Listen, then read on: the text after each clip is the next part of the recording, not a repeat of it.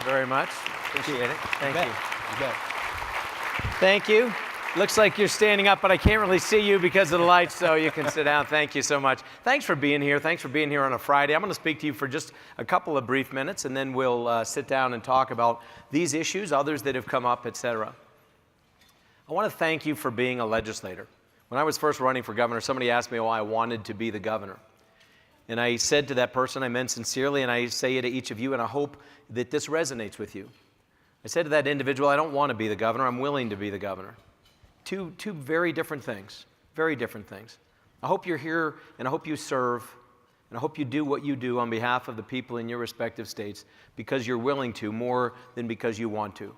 It isn't to say that you should not take a level of enthusiasm at what you do. Ralph Waldo Emerson, the great writer and poet, said nothing great was ever achieved without enthusiasm, and that's true enough. You need to be enthusiastic. I mean, speaking of which, does anybody ever really want to follow Newt Gingrich? Really? I mean, that's brutal. And I have had occasion actually to do this now on a couple of occasions. He and I did speak back in February of 2016 about the presidential race, and we spoke for quite a while. And he was, at that time, a sounding board for Donald Trump. And I digress just for a second to mention to you that what is portrayed so often by the experts is so remarkably removed from reality. You know this. I don't need to beat that drum.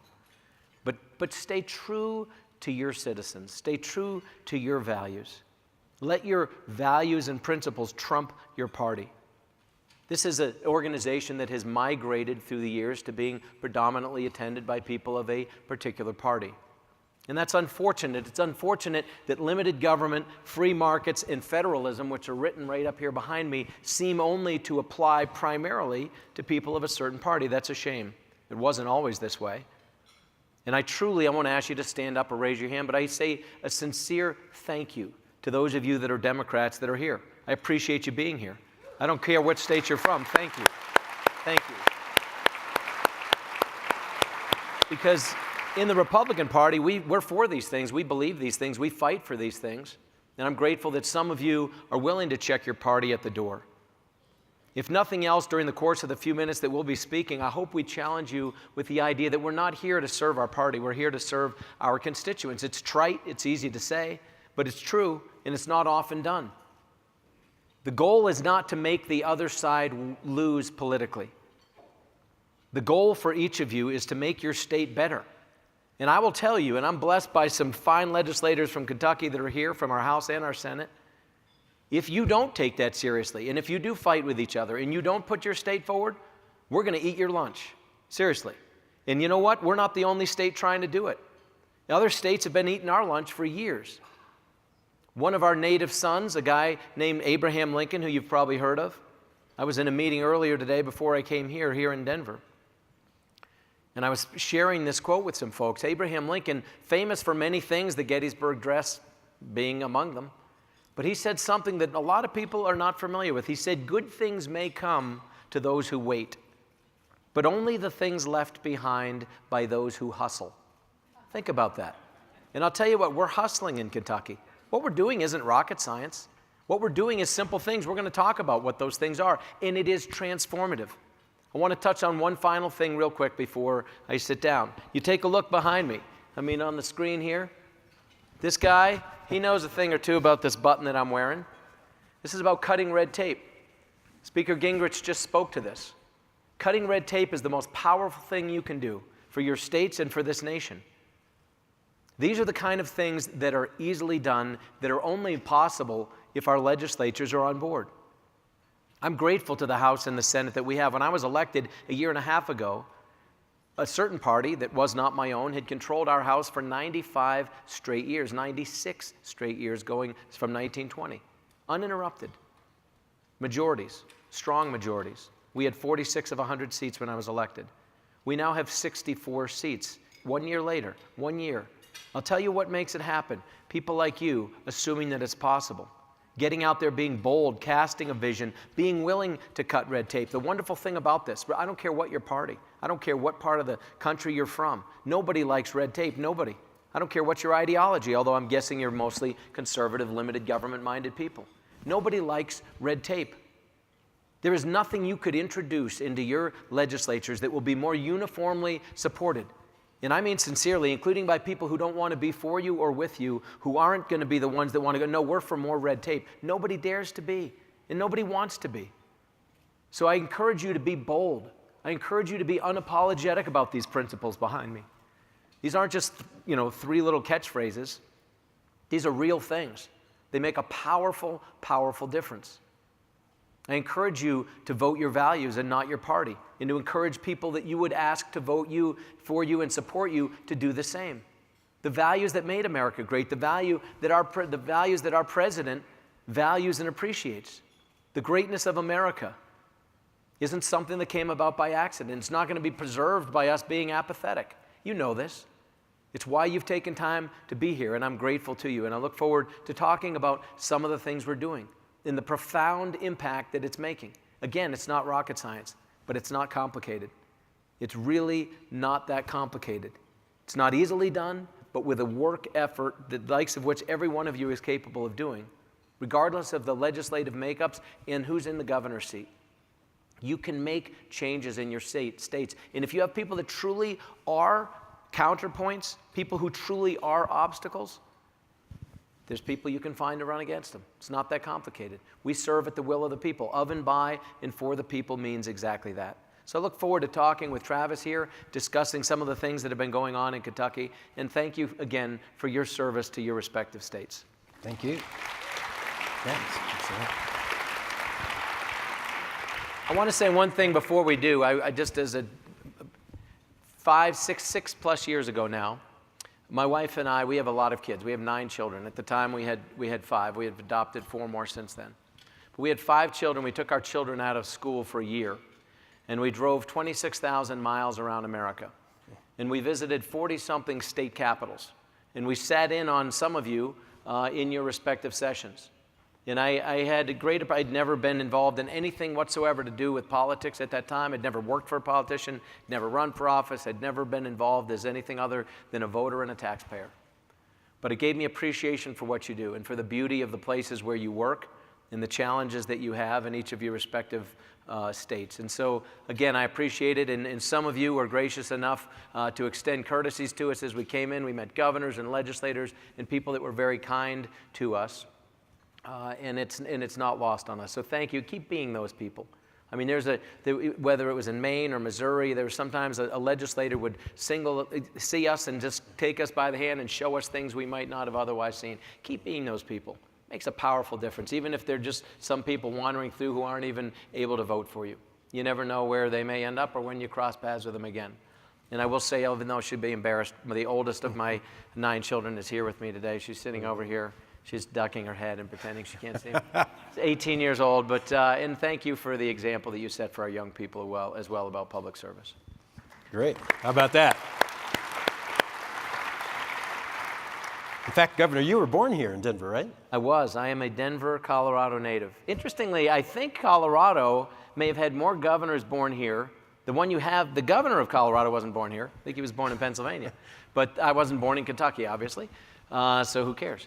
But I will say that Colorado has birthed a number of governors. Scott Walker was also born in Colorado, I know, and there might be another one or two. But. And every time anyone looks at your biography, folks of us in the media have to make sure it's not a typo, that there are 9 children. Yes. And talk a little bit about how your family decisions played into deciding to run for office and moving from private equity into something else. Here's what I'll say. I mean, and again, I'm preaching to the choir. I mean, I'm talking to elected officials. So you understand the sacrifice. Your families do. And thank you to your spouses and children as well, for those of you that have such, because it takes a toll. When you run, everyone in your family runs. And you know that. Thank you for that.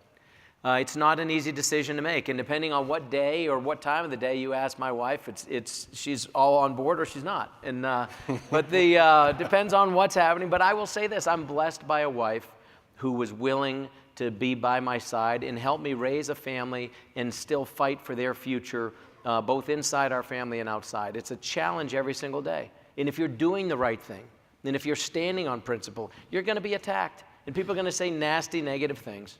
Best advice I can give you is get rid of the television. I'm not even kidding.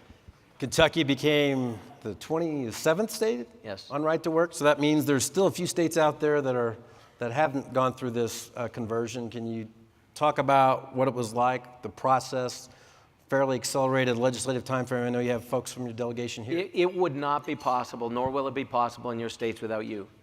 Our legislature they're the ones who have to pass this. Right to work specifically. The one thing I made clear is that when we do have the committee hearings, I'll be the first person to testify. It's not normal. The governor doesn't normally come in and testify for or against legislation. I'm willing to do it. I hope you have governors that are. But I said it's going to be contentious. I'm not just expecting you to do the heavy work, do the heavy lifting, and if you pass it, then I'll sign it. I'll come and I'll take the heat. So with the thousands of people protesting and screaming and yelling and swearing and spitting and threatening to kneecap you and all the rest of that nonsense that happens. Some of you have gone through that. Some of you will go through that. Disregard that. They assumed one of a couple of things. They were all the protests, people from Kentucky and people that were bussed in from outside. This is how it happened in short version. I spent a lot of time speaking with our Speaker of the House. He was brand new into that role, but hit the ground running. Had been in our legislature for 16 plus years. His name is Jeff Hoover. He's known to some of you. I spent a lot of time speaking with Jeff Hoover. I spent a lot of time speaking with Robert Stivers, who was our Senate president, not just once they came into session, in advance, even in advance of Jeff becoming the speaker. Knowing that we had good odds, knowing that this would be topical, knowing that we couldn't wait until it was time and then focus on it, but to get ready, to be ready, to beat people at their own game, to use a little bit of shock and awe or whatever the right term would be.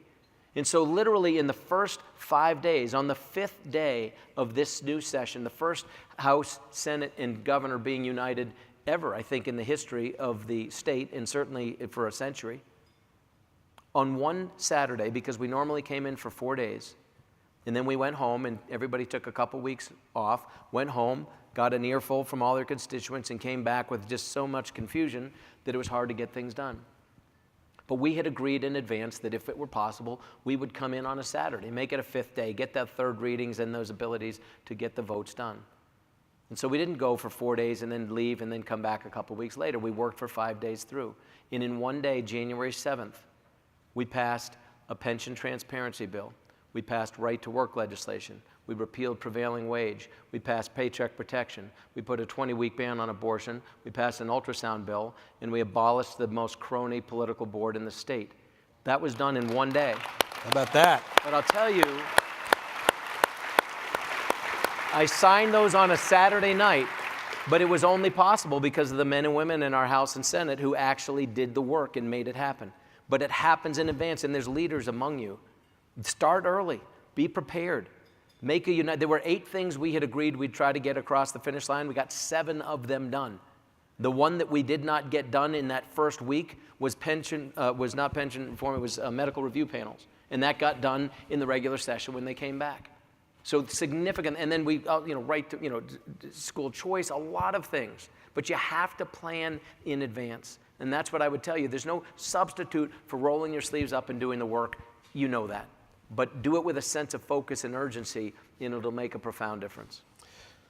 Great. Those are some awesome results. And I was reminded, wasn't it challenging even a University of Kentucky basketball game that night, all that stuff? Or, that weekend? We're not talking sports. Come on now. It's so funny. In a state like basketball in Kentucky, them's are fighting words. You're either a Cards fan or in Patino, or you're a Cats fan in Calipari. I mean, there's no in between. But as governor, you can't really cast your lot. And frankly, ours is a house divided. I have kids that are diehard in both camps, and I just root for everybody. That's about as political as I get, is with basketball in Kentucky. Serious issues. You've dealt with what the president likes to refer to as fake news, and just the challenges with what I would call new media journalism. What gets covered, but more often than not, what gets directly omitted from results. Can you talk about sitting at the governor's chair now? What has been working? You've rappelled, skydive, you raced, go to racetracks, a lot of creative approaches. I just do that for fun, actually. But what works in today's role from your vantage point, or what do you see other governors doing that you wish, hey, I would have That's yeah, a good idea. that's a great question, Travis. And honestly, this is something I'll challenge all of you. You don't need to be the governor to do this. You don't need to be the leader of your respective House or Senate to do this. I would encourage each of you to do it individually. I want to come back to something because it was a several-part question.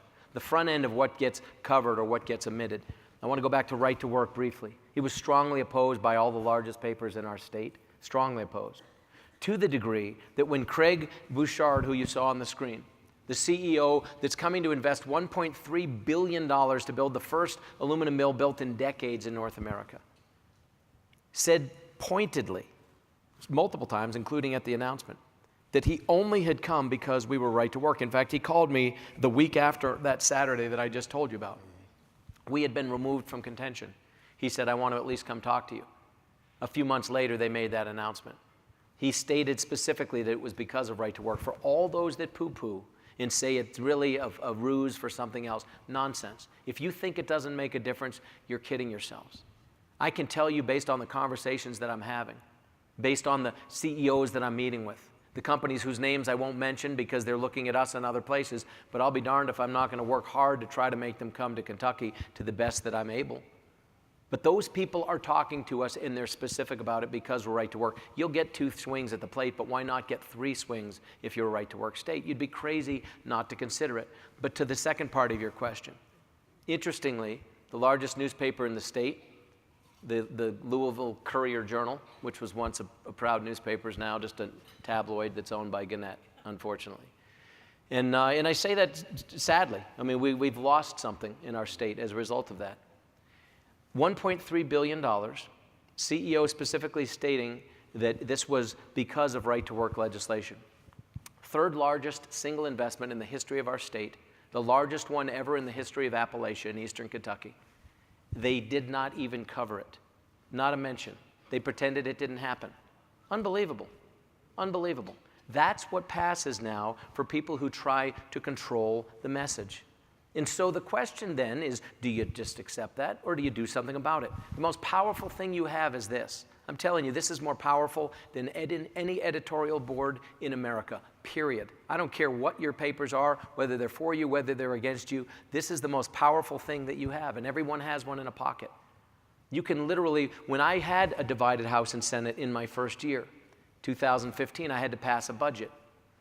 I had this Democrat-controlled House that I mentioned to you. They made very clear that they were going to do what they've tried to do and have done to some degree in Illinois. They said they weren't going to pass a budget. The long story very short is as we came down into those final days, I did a video, and maybe some of you even saw it. I literally went into the House chambers. And here's the thing. I knew they weren't in there. I went in and saw they weren't there, so then I went back and shot a video. It wasn't like a trick, but I pretended to come in and notice they weren't working. I mean, it's not complicated. I wasn't pretending otherwise. I said, shh, let's be quiet. Let's go in and see, oh, what do you know? They're not here. This was on a day, this was a few days before. They hadn't even taken up the budget yet because the speaker then had refused to do so. So that video was viewed by millions of people, where I literally went in and said, let's get to work. What are you doing? It didn't just get viewed by people in Kentucky. It resonated with people around the country because people assume that our legislators are just twiddling around. Sometimes you are and sometimes you're not. Most of the time you're not, but they assume you are. So how do you counter that point?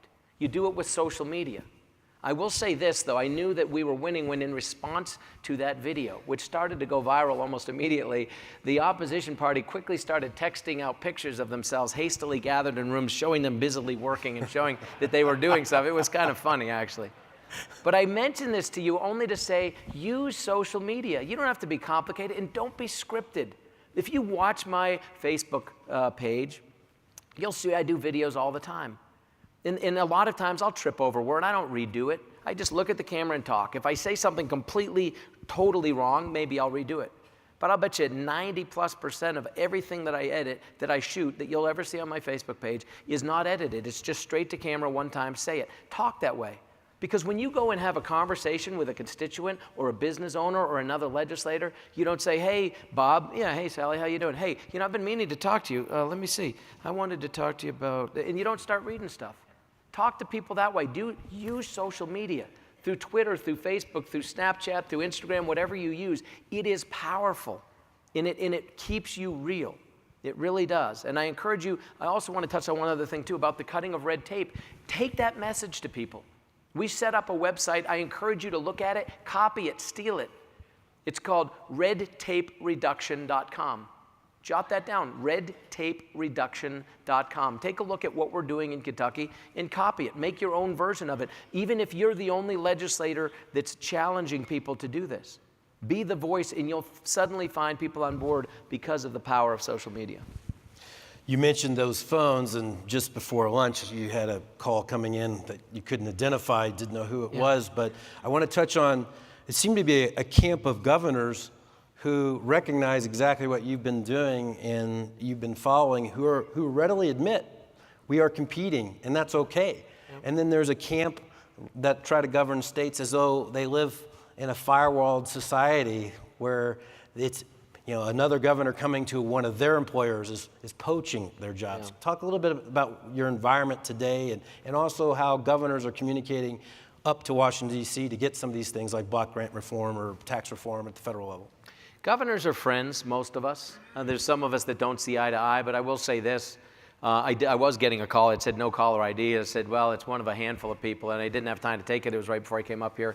And then I got a text from Scott Walker, who is trying to talk to me about a call we have here in just a little bit, where we're going to be talking, in this case, about health care and specific things to the states and what we as states can do to leverage our voices, what we can do through our legislatures to make these things happen.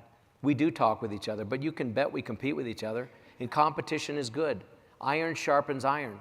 And every time a Brady Industries decides to build this $1.3 billion mill in Kentucky, they didn't build it somewhere else. When Amazon decides to build their world shipping hub, $1.5 billion, which they announced a few months ago in Kentucky, they didn't do it somewhere else.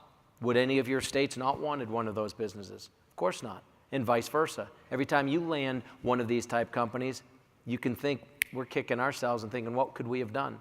We're in the process, actually, I'm meeting in a couple of days here in Colorado with the CEO of a company that was about 70+% of the way down the road with another state. And they were pretty much under the assumption that that's where they were going to be. And yet we started a conversation with them just recently. And I kid you not, their CEO is going to fly out here. I'm going to be here this weekend with my daughter, riding horses, and then I've got some meetings Monday and Tuesday with the RGA. And while I'm at that RGA meeting on Monday, this CEO is going to fly out here because he wants to sit down and talk with me. And this would be huge. This would be a payroll bigger and more significant than that Brady Industries. It'd be an extraordinary. This would be something that every one of our states would want. It's something that's futuristic and transformative for the United States economy. These are the kind of things that happen based on dialogue. You could be that person. You could be the one who starts the conversation. Be those leaders. And I'll tell you, there's no substitute for that kind of enthusiasm, that kind of engagement, that kind of responsiveness. If nothing else, if you take nothing else out of ALEC in this session and all of the sessions you've been a part of, states that are nimble are going to get there first, more often than not. Yes, we compete with each other. But I'll tell you, and I won't name them, there's really only about 5 states that I see as my biggest competitors right now. And I don't say that presumptuously. I say that just based on what I'm seeing. We in the history of Kentucky, the best year we ever had for new capital investment in our state was $5.1 billion in private capital in a single year. $5.1 billion, a pretty healthy sum for a small state like ourselves. We're 34th or 5th largest state. This year, in the first 6 months, we brought in over $7 billion in new capital investment. Why is that? It's because of policies that we're talking about. It's about things like right to work. It's about getting rid of prevailing wage. It's about making school choice an option in your states, which if you're one of the 6 now that are left, we were one of the 7 and haven't done it, it needs to be done. States, companies are looking at that. They're looking at your tax structure. They're looking at your pension situation. They're looking at all of it. And they're looking, even if it isn't in perfect condition, they're looking to see how serious are you about doing something about it? How responsive are you to them? We passed, and again, I tip my hat to our legislature, we passed a bill in Kentucky that, again, I'd encourage you all to steal it. Do the exact same thing. We could get a copy of the legislation to you. It says that any new regulation, instead of cut 2, pass 1, or any of that, any regulation passed from this point forward in Kentucky automatically sunsets in 7 years, unless it's reaffirmed. It's not that complicated. Makes it easier on you 7 years down the road. If it's really good and you want it, reaffirm it. If not, get rid of it. In addition, we're pledging to cut 30% of all the red tape in Kentucky in the next 3 years. So we'll cut what already exists, and we'll make sure that what we add to this going forward rolls off unless it's worthy of keeping. These are simple, basic things. These are the kind of conversations I have with these CEOs. These are the kind of things that are making them come. And I'm telling you, we are just getting warmed up. We truly are. The things, but we're not, I'm telling you, I say this with all love and respect for Kentucky. We're special. We have really great competitive advantages in some respects. But so do many of you. And there's nothing that we're doing, nothing, with almost no exception, that you could not in your respective states replicate. Almost nothing.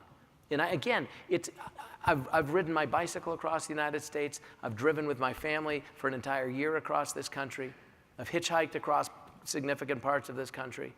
I've seen America up close and personal. I've been in every single one of your states, except for Alaska. I've not been on the ground in Alaska. It's the only one. Where's our Alaskans? Anyone? Yeah. Do we got somebody back there? But I will say, we're blessed to live in America. We really are. America's worth fighting for. Your states are worth fighting for. Doing what you do is worth it. It is. How about that?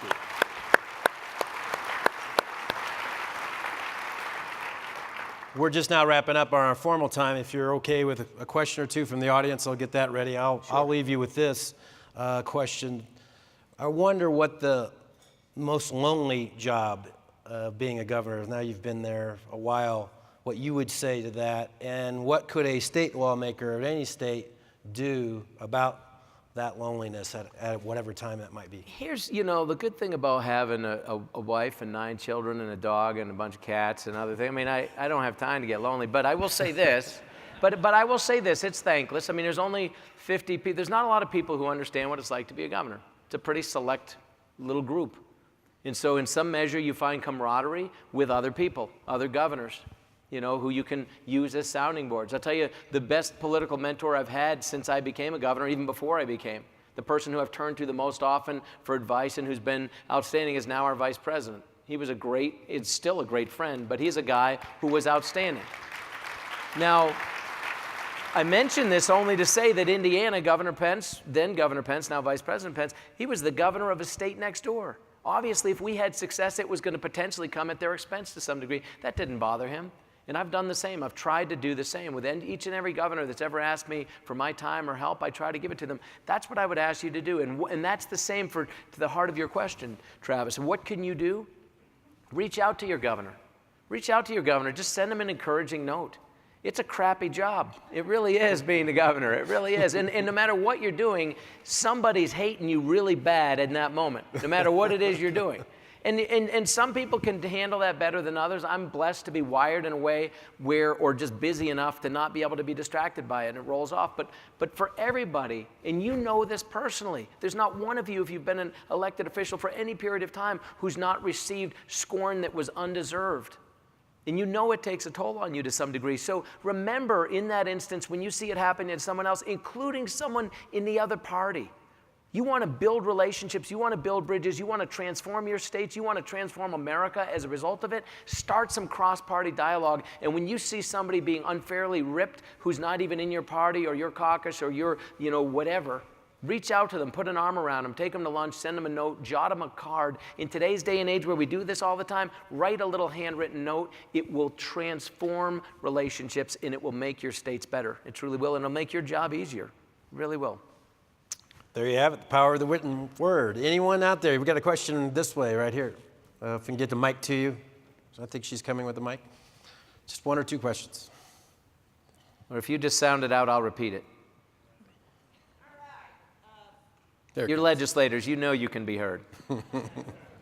Thank you. I was sitting here wanting to ask you a question so badly. I'm also a Colorado native, but I'm a plant now in Washington State as a senator. We're going through everything you've just talked about today.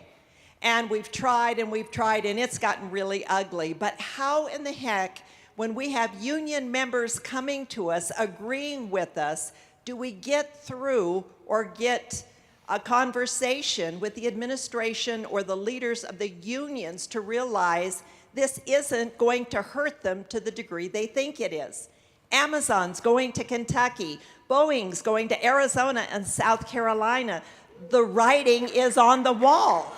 Yeah. So comments, please, on maybe how you dealt with union leaders, or because a lot of their members agree with us. Here's the one thing I'd say to all of you, and again, I'm preaching to the choir, be respectful always.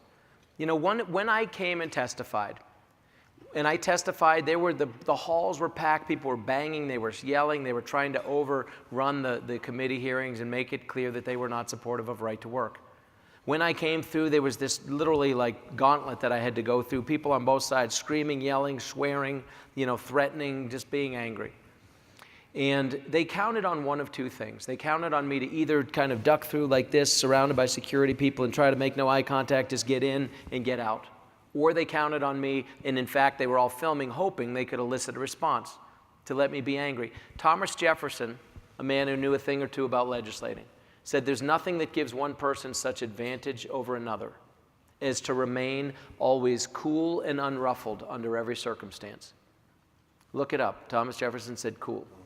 I mean, think about it. I'm serious. And it's the truth. Stay cool and unruffled. So they were hoping I wouldn't. They were hoping I'd be vitriolic in response so they could film it and see we're being this way because he was really that way in response. And that's what they want. What they didn't bank on is what I did. When I came out of testifying, it was so loud and frustrating for me to think, and I can think halfway clearly and speak, that I knew those that followed me would have difficulty as well. So when I came out, instead of just leaving, I walked right out into the middle of the whole group for 45 minutes and just held court with them and had conversation. But the one thing I refused to do was to speak any louder than this. And so even though there were hundreds in the hallways where I was standing, I never raised my voice. I talked about this loud, just above a normal conversation, so that those in the back could hear. But if they wanted to hear, they had to stop screaming and swearing and yelling and pipe down. And after about 20 or 30 minutes, they started fighting with themselves because some wanted to talk and have a conversation. Did we agree with each other at the end of it? Of course we didn't. But I tell you what, we had a respectful dialogue. I heard them out and I listened to them. They heard me. I don't think either one of us changed our minds particularly, but I think each side went away. In fact, I heard later from one of the unions that they were surprised I'd done it. They appreciated it. They said at least he's willing to sit and listen to us. We owe each other that. Even in this room, whether you're the same party or not, I'm telling you, you don't always agree on things. I don't agree on everything with my legislature. That's all right. That's the greatness of America.